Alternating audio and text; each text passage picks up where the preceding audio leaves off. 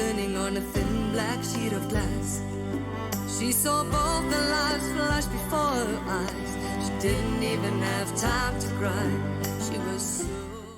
Tyler Perry is accused of harassment in a $260 million lawsuit. Let's look into the lawsuit allegations, and then we will see what was filed in the court on June 13th. So this is coming from Atlanta. A lawsuit filed against media mogul Tyler Perry alleges that he harassed and assaulted an actor who appeared on a show produced by his company. Derek Dixon, who appeared on as Dale on The Oval, filed a lawsuit in Los Angeles County Superior Court. Again, that was June 13th of this year. This lawsuit does claim that Perry harassed Dixon multiple occasions after the pair met at an event, and this event was in Atlanta in 2019. Another incident occurred at Perry's Douglasville country home in January of 2020. Also, Perry was sending unwanted messages to Dixon, according to this lawsuit, which includes screenshots of several of these messages. Here we are going to look specifically at the lawsuit here that was filed in California. Tyler Perry, a powerful media mogul, against plaintiff Derek Dixon, a professional actor and screenwriter. Mr. Perry is an American actor, filmmaker, and playwright who has built one of the most successful careers in the film and television industry. Mr. Perry took his success and power and used his considerable influence in the entertainment industry to create a coercive and exploitive dynamic with Mr. Dixon, initially promising him career advancement and creative opportunities, such as producing his pilot and casting him in his show, only to subject him to escalating harassment, assault, and battery, and professional retaliation. When Mr. Dixon did not reciprocate Mr. Perry's unwanted advances. These events occurred while Mr. Dixon was employed as a series regular on the Tyler Perry show, The Oval, and while Mr. Perry held direct control over his employment, compensation, and creative opportunities. Tyler Perry rose against all odds to become one of the powerful figures in the entertainment industry. His success story, once a symbol of perspective and self-made achievement, has now become a cautionary tale of how unchecked power, wealth, and influence can corrupt those who attain it. Among other contracts, Perry received a lucrative multi-year partnership with the Oprah Winfrey Network, and his net worth tops at $1.36 billion. Tyler Perry's rise to fame and fortune elevated him from a powerless victim to a figure of tremendous wealth, influence, and power, culminating the ownership of his own film studio.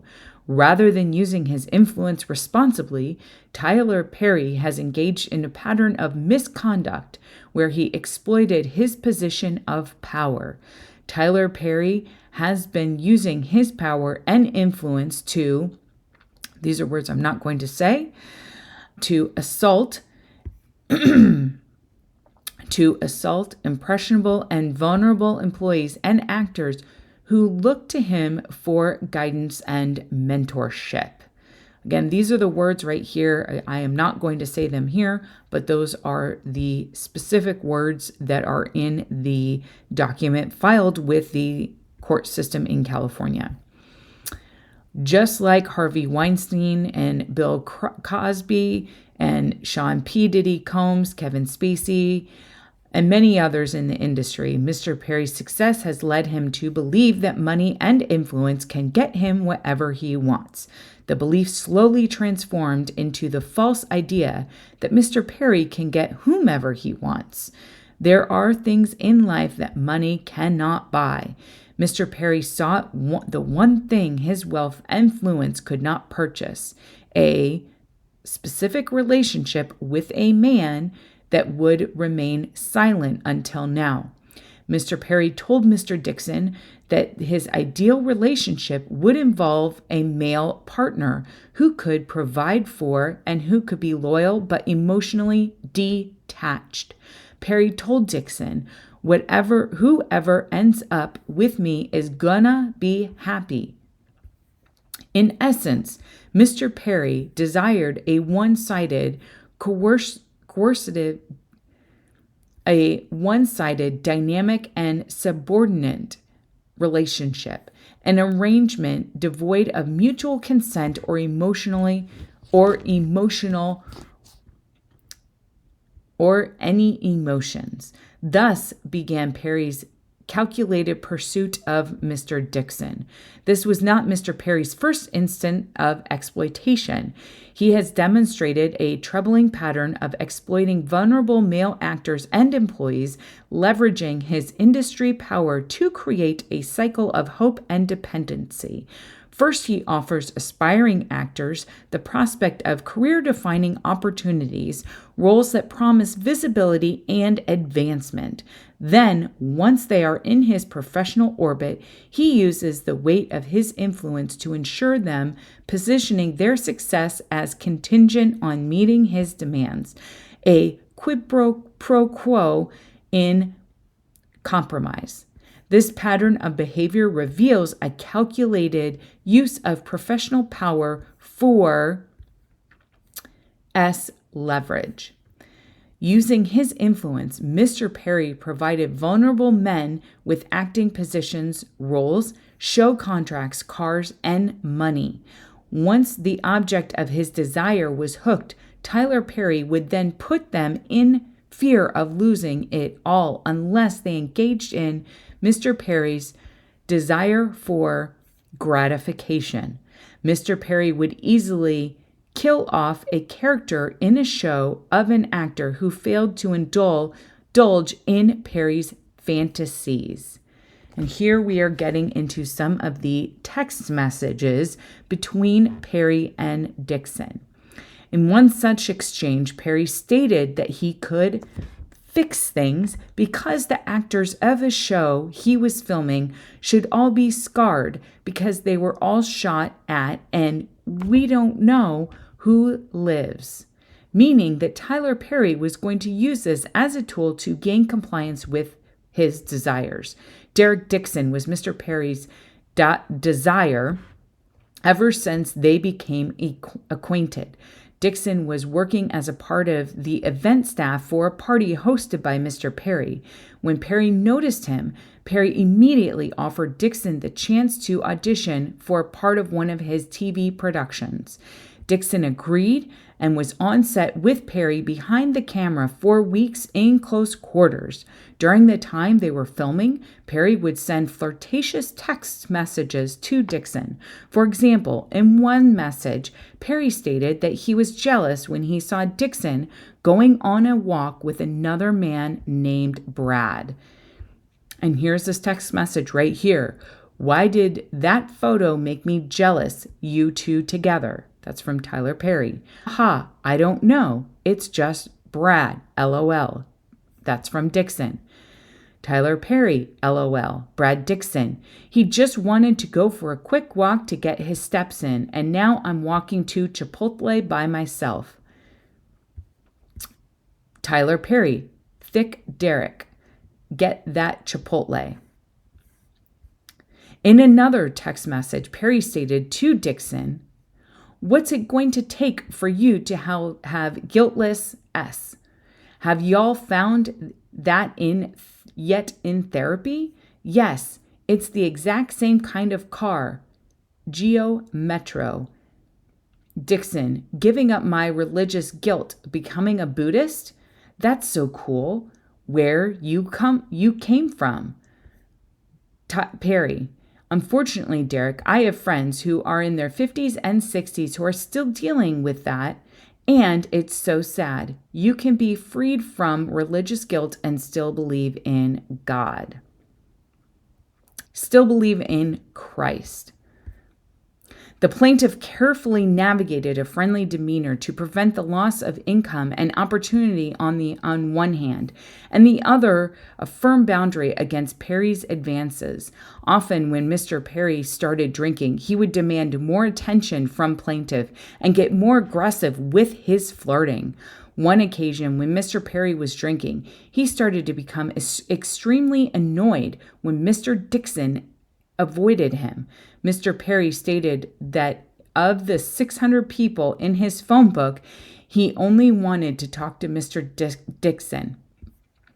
This is from Perry. Treat myself. What are you doing?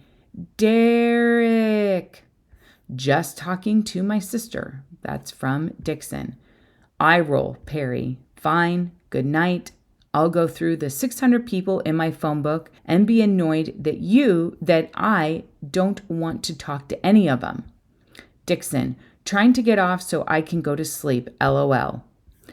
Perry, I understand, LOL. Dixon, LOL, apparently you're not the only one that's been drinking tonight. Perry, I just started. Dixon, then they didn't, LOL.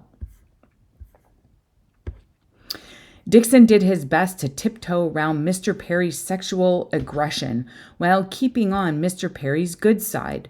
Mr. Perry made it clear to Dixon that if Dixon ignored Perry or failed to engage with any type of innuendos, Dixon's character would die in the next season. Indeed, Mr. Dixon's character Dale was shot 4 times in the chest at the end of his first season on the Oval, and Perry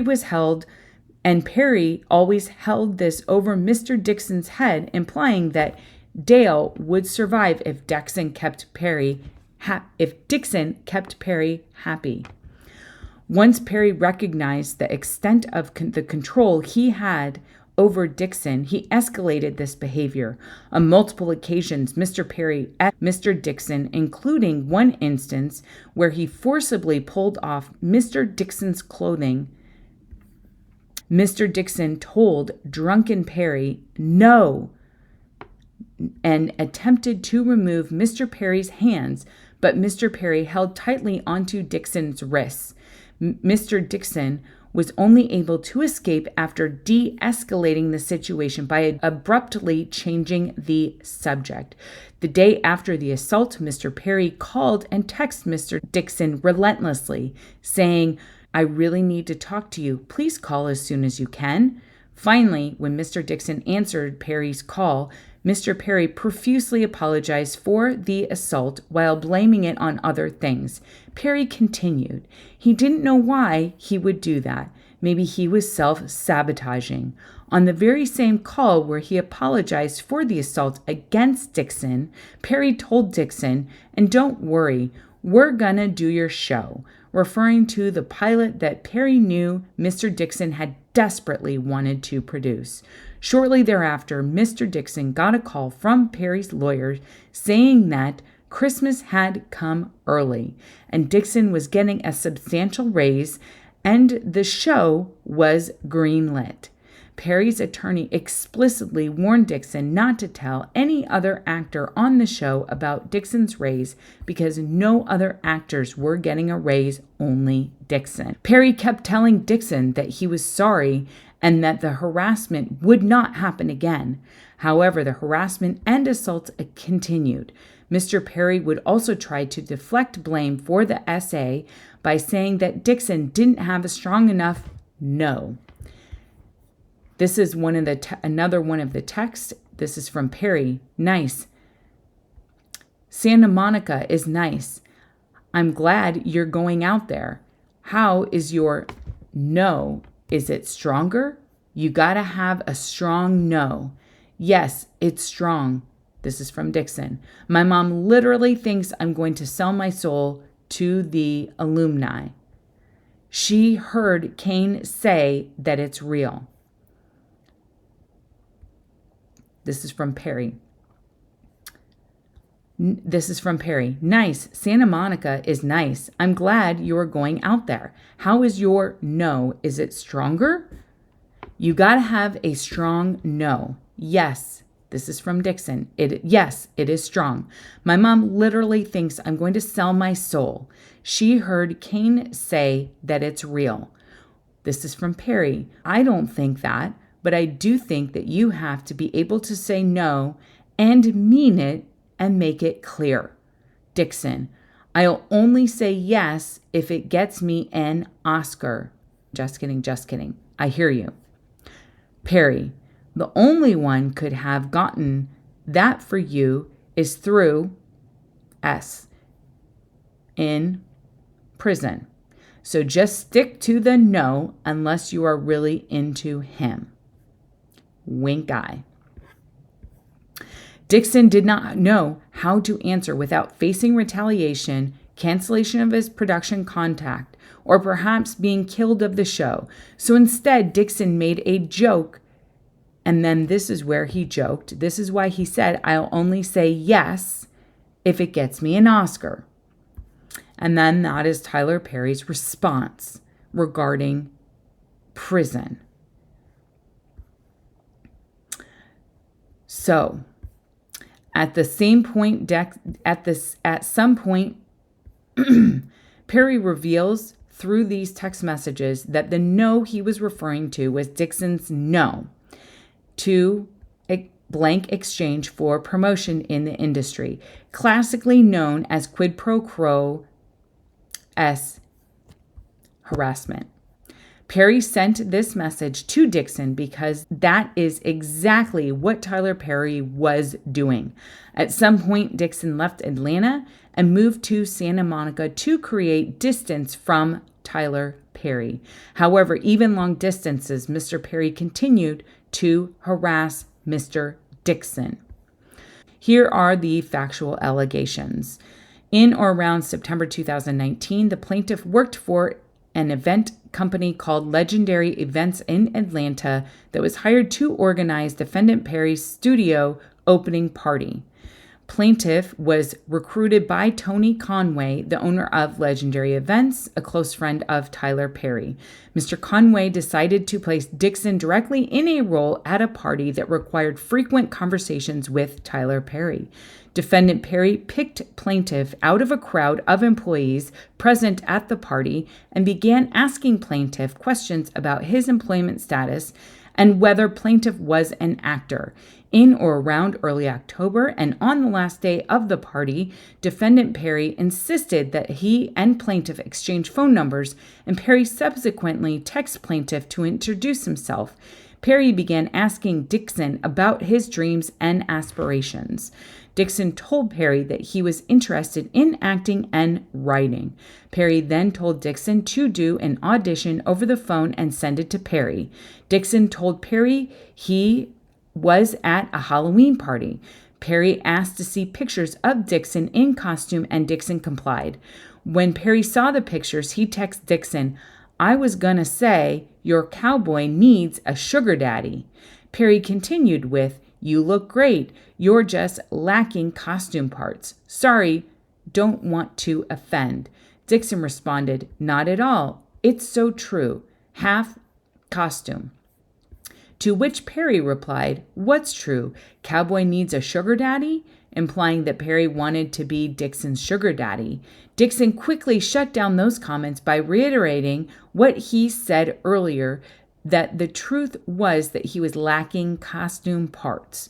Shortly thereafter, Dixon's boss at Legendary Events called Dixon and told him that Tyler Perry was having another event in Los Angeles and specifically wanted Mr. Dixon to fly from Atlanta to LA to work at the event. Excited for the opportunity to fly to LA, Dixon was flattered and jumped on the opportunity. Shortly after doing the event on November 3rd, 2019, defendant Perry sent plaintiff several text messages that he would love to find plaintiff a job and change plaintiff's life, insisting that they should make it happen. Perry sent Dixon what turned out to be an an ominous warning. Be careful hanging around me, 'cause I dreamers to dream bigger. I cause them to not only believe, but do. Then let's make it happen. You're an artist. You have to be fulfilled. Nothing else will suffice. The very next day, defendant Perry sent an email which contained an offer for plaintiff to play a role in Dale in Perry's television series, Ruthless. Perry said it was a small role that could get a lot bigger, thereby setting up the first stage in the series of escalating quid pro quo offers. At this point, Dixon did not know that Perry was interested in men or he was looking for a specific relationship. Dixon assumed that Tyler Perry was genuinely a caring person who discovered the talent that Dixon always felt he had. Dixon filmed his roles in Ruthless in mid-November and went back to his job as an event staff for Legendary Events. Approximately 1 month later, Perry bought and gave Dixon a new car because he hated Dixon's Jeep. Dixon was surprised and elated. Dixon had no idea he was being set up by Perry for extreme dependence. As of December 2019, Dixon was requested to be a part of the event staff at another event at Perry's home in Wyoming. After the event, Perry started frequently texting messages, making phone calls, and demanding that Dixon give Perry some attention. On New Year's Eve 2019, Perry texts Dixon, "I can't tell you the last time I pumped gas or went to the supermarket or fly commercial or packed a bag or had good. It was before I was rich." Dixon found these messages to be strange and untowardly coming from someone like Tyler Perry, but being new to the industry, Dixon played along by downplaying the comments and hoping that being around Perry would allow him to showcase his talents as an actor and writer.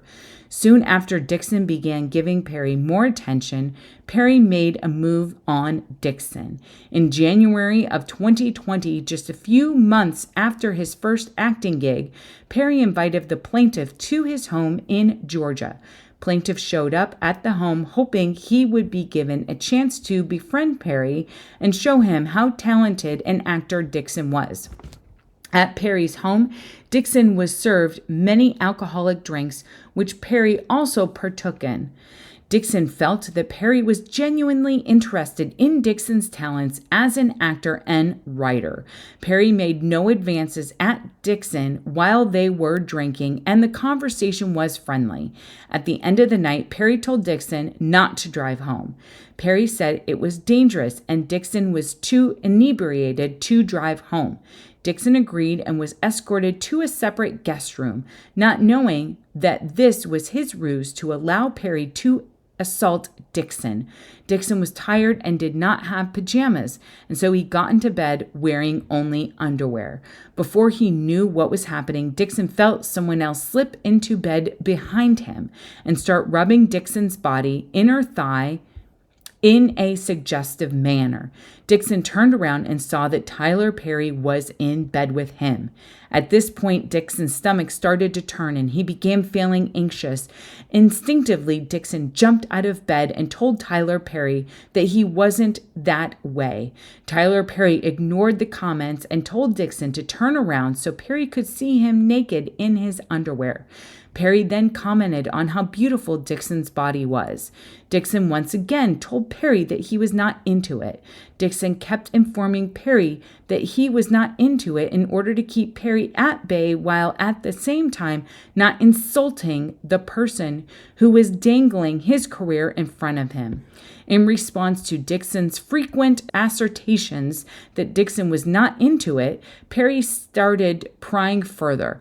Perry would send Dixon a text message saying, "I would hope that you would let someone hold you and make love to you. You're missing the best years of your life, my friend. Trust me, I hope you get past that block in your mind." Perry was implying that Dixon would hopefully get past the block in his mind and would let Terry make moves on him. After the assault in January, Dixon felt betrayed. Perry continued to call or text Dixon every single day, asking to talk to him more. Dixon ignored Perry, which led Perry to text him, "Derek, why don't you text me more?" The more Dixon ignored Perry, the more aggressive Perry became, until finally Perry offered Dixon a part in the new show called The Oval. Dixon was intrigued and was hoping that this would be his big break, and he had been looking for, and a chance for him to display his acting talent. On February 11th of 2020, Perry told Dixon to quit his job at Legendary Events and came to work for Perry exclusively. Perry was not able to control Dixon so long as Dixon had a secondary income that was providing for his basic needs. Once Dixon quit his job due to his role, Perry started getting more and more personal with Dixon, knowing that Dixon was now under his control. Perry would often say things like, I give, and no one else does anything for me in return." Perry started asking Dixon about Dixon's preferences and what role Dixon took when engaging in certain acts, top or bottom. Perry further indicated to Dixon that he had been with men before and that he was a top. Perry further told Dixon that when you have a big, you hit on these bottoms, they go crazy. Perry further told the plaintiff that he wanted a man who was in a relationship with another individual, but with whom would be emotionally involved and engage with acts with a friends with benefits relationship, because Perry did not have time to deal with the emotional aspect of a relationship, only the physical. Despite these comments, Dixon knew that refusal would land him in the doghouse and might result in the role being cut. Fearing that his career would end before it began, Dixon put up with these comments and continued to maintain that he was not that type. On or around March of 2020, Dixon received the script for The Oval. He was written as a season regular and was therefore expected to quit his job with Legendary Events. Dixon's character was written as a homeless person, desperate store clerk who had to sleep with one of the other characters for a place to stay. More importantly, at the end of the season, his character would be shot 4 times in the chest. Dixon felt that this was a way for Perry to test Dixon out for a year to see if he would be loyal to Perry. When Dixon asked Perry about the shooting, Perry indicated that if Dixon did a good job, Dixon would be back, and that a shooting didn't necessarily mean that Dixon's character was out of the script. Dixon immediately understood that this job's security depended on his relationship with Perry. From this point on, Dixon worked with the constant fear of losing his job if he did not engage with and endure Perry. Shortly after giving Dixon this news and after telling Dixon that further seasons were dependent on Dixon's doing a good job, Perry invited Dixon to his home in Atlanta. Dixon asked questions and tried to wiggle his way out of the invitation. However, Perry knew that this job was security, income, and livelihood dependent on Dixon's attendance. Dixon had seen other employees of Perry's who had experienced sudden deaths on the show, and they fell on Perry's bad side. In fact, Perry had made it clear to Dixon that he would often kill characters in order to get an actor to be loyal or obedient. When Dixon arrived at the house, Perry gave Dixon a warm welcome and he was very friendly. Soon after, Tyler Perry started asking Dixon a slew of charged questions, even asking if Dixon liked certain things in bed. Perry then physically reached out and violently grabbed Dixon's throat, attempting to choke Dixon, and remarked, "Wow, look at how excited you just got. You do that." Dixon was horrified, shocked, and in panic. Dixon never thought that Perry could ever get so violent and would place his hand on Dixon's throat in an aggressive manner. Dixon did not enjoy or consent to any of this conduct. Dixon was in shock and took steps to immediately de-escalate the situation. Due to the onset of the COVID-19 pandemic in March 2020, filming for The Oval was postponed indefinitely. During the period of which the filming for The Oval was postponed, Perry would make FaceTime calls and other contacts to Dixon almost every day, treating Dixon as his on-call pet. Dixon felt obligated to answer for fear of losing his role. "Derek, grr, what are you doing?" Perry asked. Additionally, Perry was jealous of anyone who Dixon had a relationship with. Perry told Dixon that if Dixon got COVID-19 from his roommate at the time, Dixon would not be able to shoot The Oval. Perry encouraged Dixon to move into one of the on-set studio houses owned by Perry, where Perry would have more control over Dixon's whereabouts. Thereafter, Perry would text plaintiff about other actors on his show, Ruthless. Perry told Dixon how he manipulated employees through ruthless retaliation. Perry told Dixon that if he did not like the way an actor behaved or the way an actor was acting, the character would simply die in season 2. Dixon understood that Perry was informing Dixon to be cautious about disappointing or upsetting Perry. As a result, Dixon continued to put up with Perry's suggestive messages and advances while doing his best to protect himself by taking notes of the evidence and the harassment and keeping old text messages. In or around April of 2020, and while Dixon was living on the studio, Perry often coerced Dixon to drink alcohol and then get on the phone with Perry. Perry would frequently have someone drop off alcohol at Dixon's door. Perry would eventually turn these phone calls into explicit rants. Perry would get frustrated with Dixon and tell Dixon that he was not giving Perry what he needs. Dixon's refusal to succumb to Perry's advances caused Perry to be even more frustrated. Eventually, Perry warned Dixon that if Dixon told his castmates about the harassment, Dixon would be opening himself up lots of questions and foolishness, and demanded that Dixon would not discuss any of their conversations with his castmates. Perry upped the stakes by telling Dixon point blank that he was not to tell anyone about their friendship. Perry told Dixon that it should all remain a secret and tried to make it seem like this secret was for Dixon's benefit.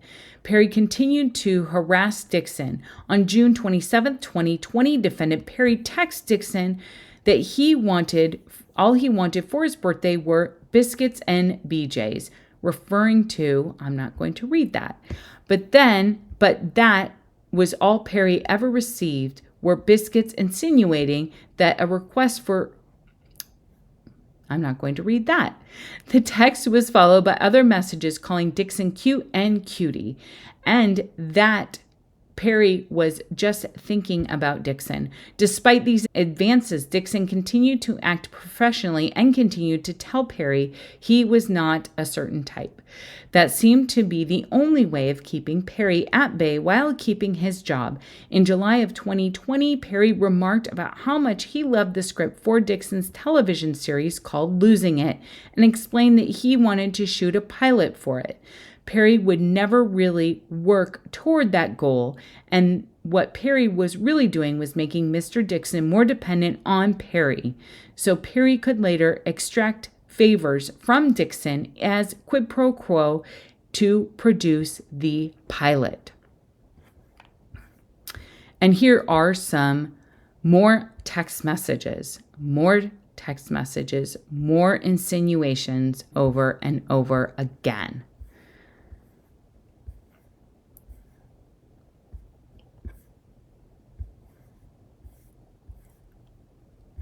Here are more text messages. Again, more and more text messages over and over from Perry to Dixon, showing the type of behavior that he was doing. Now, again, all of this that was actually reported in here is just a report. Everybody is innocent until found guilty. This is just an allegation. Please remember that. So, more to come. I will read more in part 2. Stay tuned, subscribe.